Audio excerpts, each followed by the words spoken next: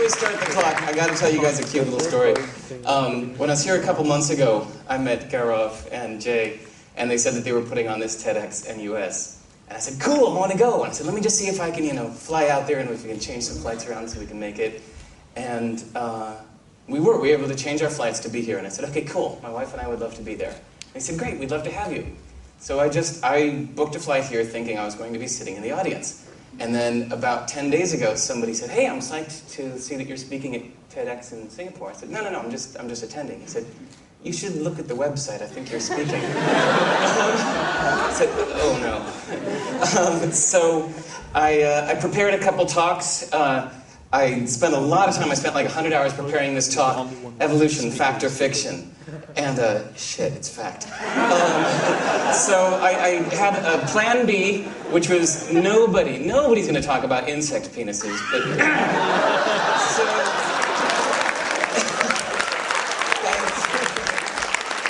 so instead, I hope you don't mind, we're going to close out. I'm just going to tell you some of my favorite stories. Okay. Sound? Sound? All right.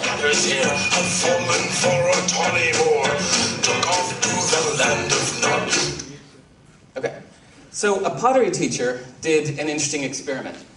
He took his class and he said, all right, for this semester, this half of the class, for the entire semester, you're going to just make one piece of pottery, and I'm going to grade you on this one piece. Just make it perfect. This half of the room, I'm going to grade you only on quantity. In fact, more specifically, you're going to be graded on weight. So if you produce 50 pounds of pottery, you'll get an A, 40 pounds a B, 30 pounds a C. Don't even care what it is, we're just going to go for weight. Okay, got it? This half worked on one pot the whole time. So at the end of the semester, they had an outside judge come in and look at all of the pots that were created without knowing which half had created which. And interestingly enough, surprisingly, all of the best pottery by an outside judge were in the quantity group. So it seems that those that were spending all of their energy kind of focusing on making one amazing pot spent too much time theorizing, overthinking it, whereas those that were just making pottery and just kept doing it, experimenting, trial and error, making lots of mistakes, got better faster than the perfectionists. So I think there's this theory that quantity can lead to quality. So it's funny if you think about whatever your field is. If you're an entrepreneur, maybe this means that instead of just focusing all your energy on one company for 10 years, maybe if you want to be a better entrepreneur, you do one company every year. And let's see, if you're a songwriter, I love that got a laugh. So if you're a songwriter, that means instead of, trying to perfect every single song, maybe you just write a song every single day. You don't even care if it's good or not. And if you want to be a really great parent, perhaps you... So Tony Robbins tells a story that when he wanted to be a public speaker, he decided he wanted to be a great public speaker. He went and took a course in public speaking where the teacher said, okay, class, for the next 10 weeks, I want you to try to speak publicly once each week. The class went, no, that's too much, we can't do it. And he knew the quantity rule, so he decided he was going to speak publicly 3 times a day for the next 10 weeks. And he did, just every opportunity he could get, whether it was a library or just a group or a classroom or just standing on a street corner and talking until people gathered around. He did this for 10 weeks, and at the end of 10 weeks, his classmates had spoken publicly 10 times. He had spoken over 200 times. Guess one, which gets better faster. So don't forget that quantity can lead to quality. Speaking of, I was given this 18-minute slot, so I'm going to give you 9 short talks instead of one big one.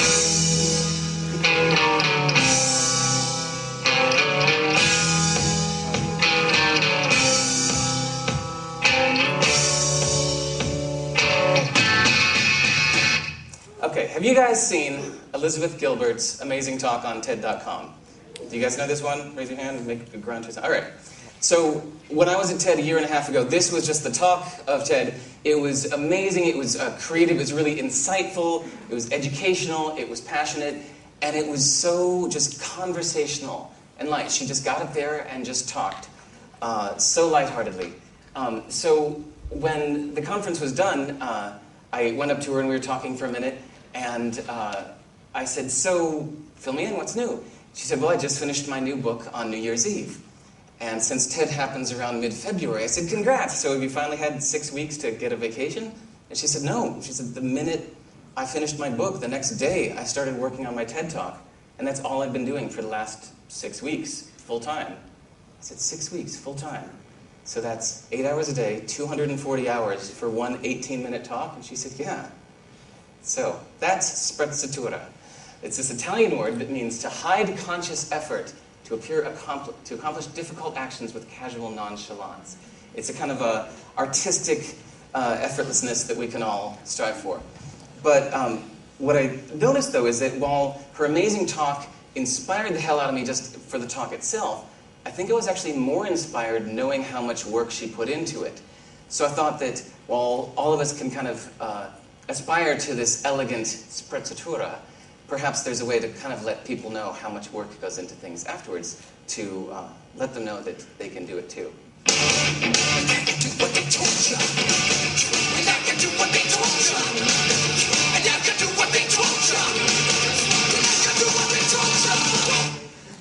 So, I was in Las Vegas, and I took a taxi, and I was just making small talk with the taxi driver, and I said, so, how long have you lived here? And he said, 27 years.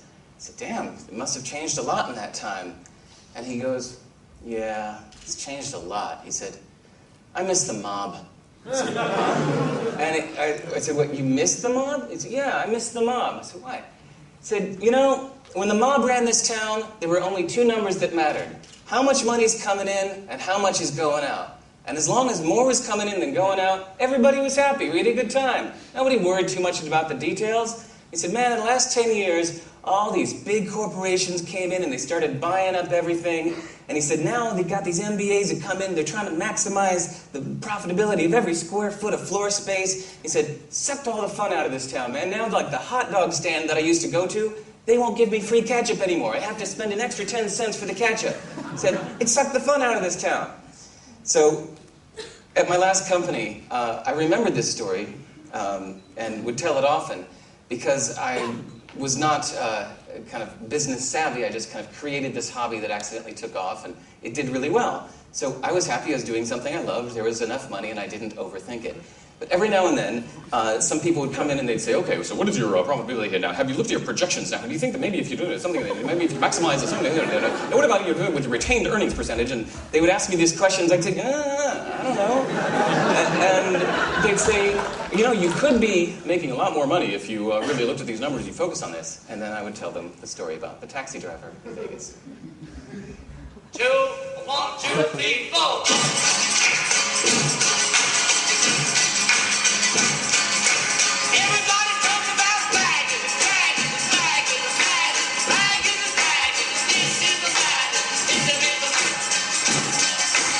Okay, do you guys know the story about how John Lennon met Yoko Ono? They were in London. A friend of his had an art gallery, and he went to his friend's art gallery, and there was this ladder that went up to the ceiling. And he crawled up to the ladder, and at the top of the ladder was a little magnifying glass, which if you held it up to the ceiling, was a tiny little word yes written on the ceiling. And he loved this. He said, oh my God, this is amazing. Who's the artist? And that was Yoko. So, about, 15 years ago, I was living in New York City, and I met this girl, Anne, and we went on just a couple dates, and I said something about Yoko Ono, and she said, you like Yoko? I said, yeah, I think she's brilliant, I think she's wonderful. She said, oh my God, I love Yoko Ono, I've never met somebody else that also thinks she's smart, everybody hates her. I said, no, I think she's wonderful, and we kind of had this thing in common, and we dated a few times, and we lost touch, and it was my fault. So,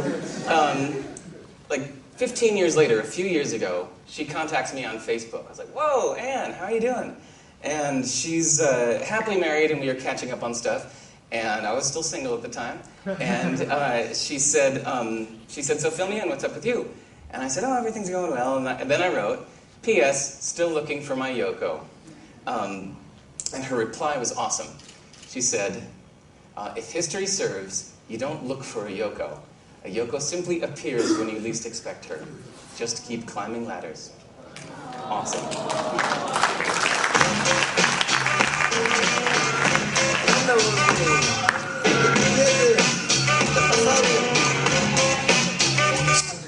All right, everybody here, you have a goal that you've been putting off, right? something that you were saying, someday I'm going to do this thing. Everybody's got a someday, right? Okay, well, whatever this someday thing of yours is, I'm going to argue that it's a bad goal and it's time to let it go. Why? Because goals are not to change the future. Sorry to get too philosophical, but there is no such thing as the future. The future is just something that we imagine. And I got my head turned around about goals when I realized that the good goals are just there to change the present moment. If a goal doesn't actually make you jump into action in the present, it's not doing its job. So a bad goal is something that you say, I'm going to do this someday. But a good goal is something where you say, that just thinking of it makes you already start and make progress. A bad goal is something where you're not really sure what to do next. A good goal gets you so excited that you know exactly what you need to do, and you do it. A bad goal is something you go, I'm not sure, let me sleep on it. Good goal, you can't sleep at night. A bad goal, you kind of say, I don't know, I'm kind of busy with my other work. Good goal, you're so into it that your other work gets pushed aside. And most importantly, the daily actions about the goal have to be just exciting, otherwise you'll never stick with it. So there are a lot of people that say things like, I'd love to speak Italian. Yeah, I'm going to learn Italian. But you actually have to enjoy the process of memorizing and learning grammar and studying for hours a day. If you enjoy that process, you'll stick with it. But if you don't, you won't.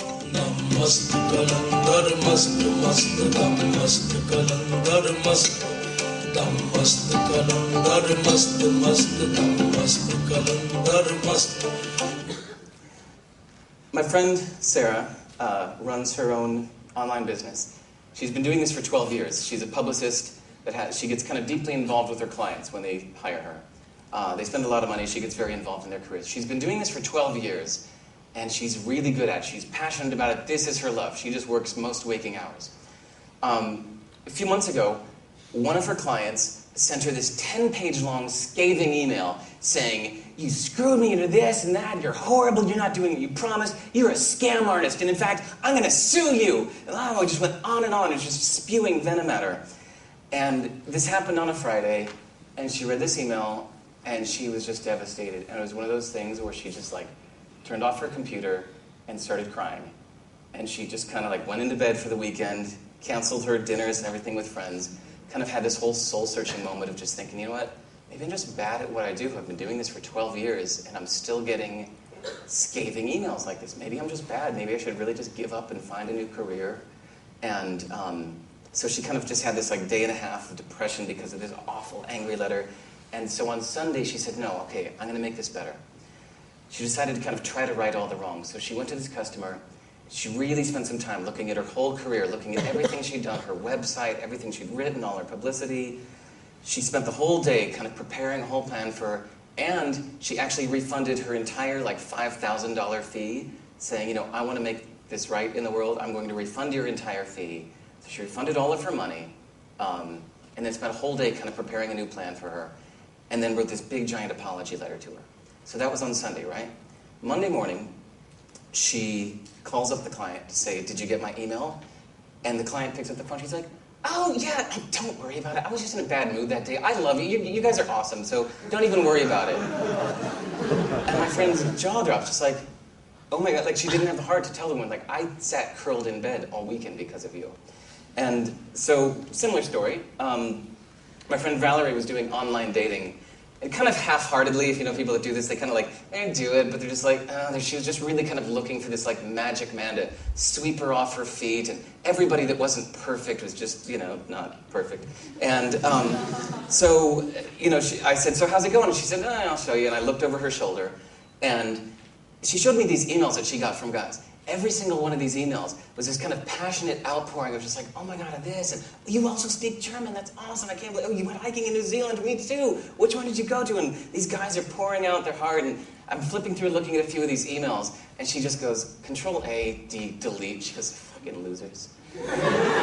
So, again, I was like, oh my God. So, I started thinking about this later, and I realized that because, with computers, sometimes we don't see the real person on the other end. And it's when your toaster or your car is broken, you can yell at it because it's a piece of machinery, it's not a real person. So I think sometimes we forget, we yell at our computer, forgetting that every time you yell at your computer, especially if you're typing, yelling, that there's a person on the other side that receives it. And it's a real person, a lot like you, who is lonely and wishes people would be nice to them. So check out this awesome comic.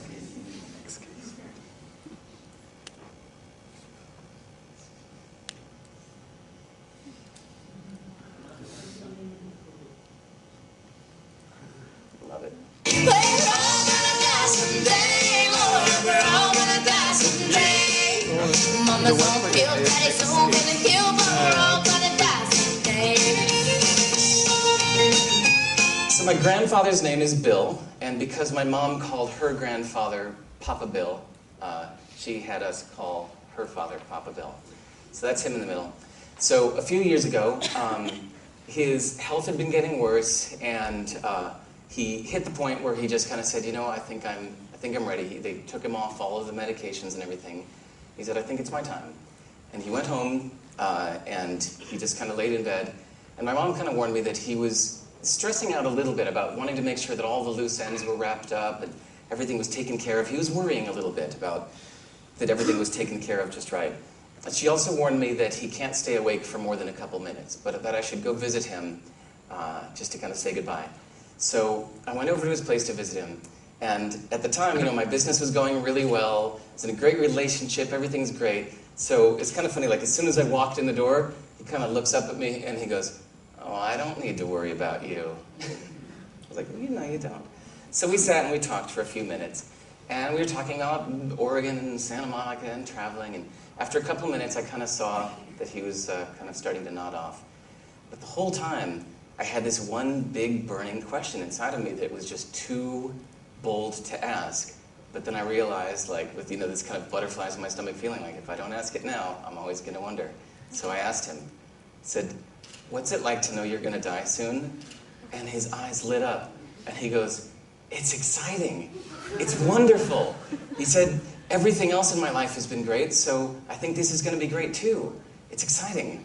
And then, he was getting tired again, so I said, "Okay," and I got up to leave.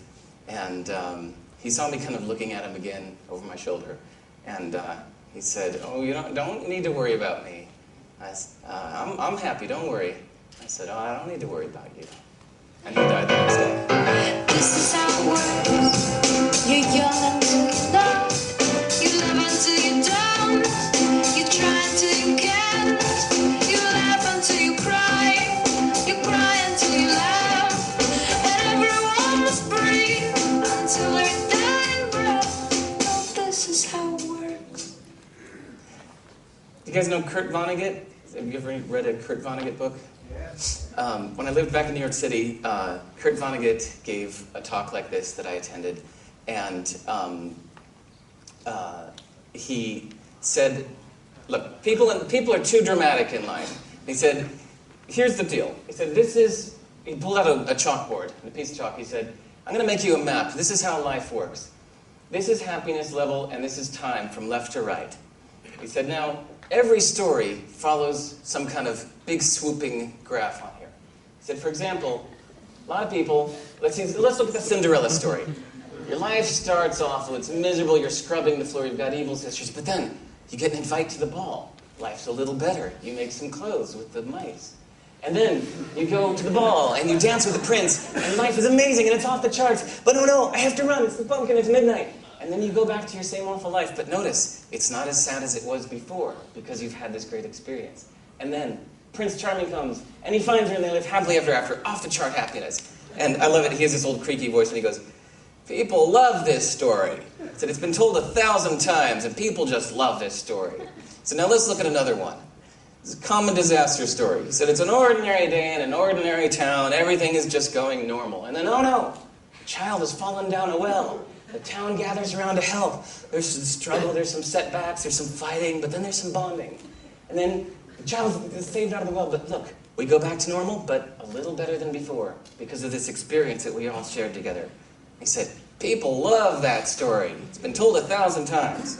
But now the problem is, everybody's lives really go like this.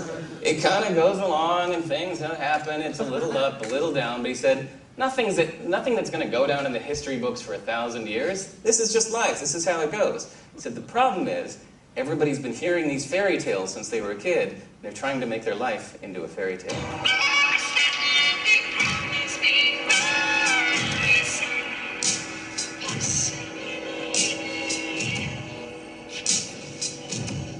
All right, last one. My favorite fable. Just leave it, yeah. My favorite fable is a farmer has only one horse. Farmer and his son have one horse, and then one day the horse runs away. The neighbors come by and they say, "Oh my God, that's terrible. You must be so sad." And the man just says, "We'll see." And then the next day, his horse comes back, but with 3 other horses behind him. And now they've got 4 horses, these wild horses, and they corral the horses. And he and his son now have 4 horses. And the neighbors come around and they say, "Wow, congratulations. You must be so happy." And the man says, "We'll see." And then while his son is tending to one of the wild horses, it kicks him and breaks both of his legs. And his only son is laid up in bed, and the old man is having to do all of the work by himself. And the neighbors come by and say, "Oh, it's tragic. That's so terrible. I'm so sorry to hear this." The man says, "We'll see." And then the country goes to war, and every able-bodied young man is sent off to war. But it's a terrible war, and everybody's killed, except the man's son was spared because his legs were broken. And all the neighbors come by and they say, "You are truly lucky. You must be so happy." And the man says, "We'll see." That's my favorite story.